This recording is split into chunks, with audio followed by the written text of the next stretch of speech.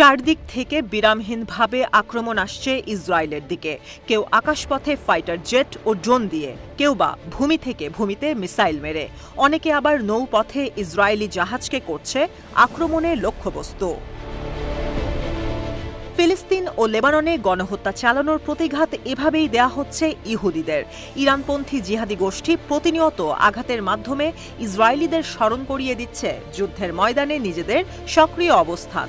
লাখো ফিলিস্তিনি আজ আর একা নয়, তাদের পক্ষ হয়ে লড়ছে ইসলামিক জিহাদি গোষ্ঠীগুলো।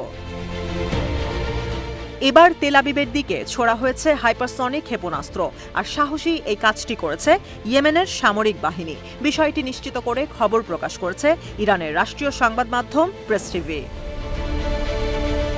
খবরে বলা হয়, তেল আবিবে ইসরায়েলি সামরিক ঘাঁটি টার্গেট করে হাইপারসনিক মিসাইল দিয়ে আঘাত করেছে ইয়েমেনের যোদ্ধারা।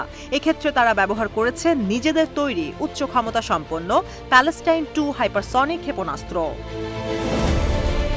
একেবারে নিখুঁত নিশানায় আঘাত হানতে সক্ষম এই প্যালেস্টাইন 2 ক্ষেপণাস্ত্রটি, তাই ইসরায়েলে হামলায় নিজেদের গোপন অস্ত্র ব্যবহার করে পশ্চিমাদের তাক লাগিয়ে দিয়েছে ইয়েমেনের প্রতিরোধ যোদ্ধারা। এই ক্ষেপণাস্ত্রের সর্বোচ্চ গতি ঘণ্টায় প্রায় 19,000 কিলোমিটার, সর্বাধিক দূরত্ব অতিক্রম করতে পারে 21,000 কিলোমিটার পর্যন্ত। শব্দের চেয়ে 5 গুণ দ্রুত গতিসম্পন্ন এই হাইপারসনিক মিসাইল যে কোনো দেশের আকাশ প্রতিরক্ষা ব্যবস্থাকে ভেঙে তছনছ করে দিতে পারে মুহূর্তেই। ইয়েমেনের এই ক্ষেপণাস্ত্রটির আরও একটি বিশেষ বৈশিষ্ট্য হল, প্রয়োজন অনুযায়ী মাঝপথ থেকেই এটি গতিপথ বদলাতে পারে। ফলে শত্রুপক্ষের কোনো ক্ষেপণাস্ত্র পাল্টা হামলা চালালেও তা পাশ কাটিয়ে লক্ষ্যবস্তুর দিকে এগোতে থাকে প্যালেস্টাইন 2। ইয়েমেনের সামরিক বাহিনীর মুখপাত্র ব্রিগেডিয়ার জেনারেল ইয়াহিয়া সারি এক টেলিভিশন সাক্ষাৎকারে বলেন, সোমবার তেল আবিবের জাফা শহরে ইসরায়েলের সামরিক ঘাঁটিতে প্যালেস্টাইন 2 হাইপারসনিক ক্ষেপণাস্ত্র দিয়ে আঘাত করে ইয়েমেনের আর্মড ফোর্স।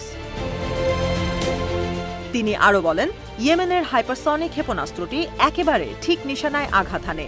এতে দাউ দাউ করে আগুন ধরে যায় ইসরায়েলের ডেরায়। ধীরে ধীরে ধ্বংসের দিকে এগিয়ে যাচ্ছে ইসরায়েল। আইডিএফ সেনারা ব্যর্থ হচ্ছে প্রতিরোধ যোদ্ধাদের প্রতিহত করতে, আর ইসরায়েলের আকাশ প্রতিরক্ষা পারছে না তাদের আক্রমণ ঠেকাতে। সব মিলিয়ে শনির দশা কাটছে না নেতানিয়াহু সরকারের।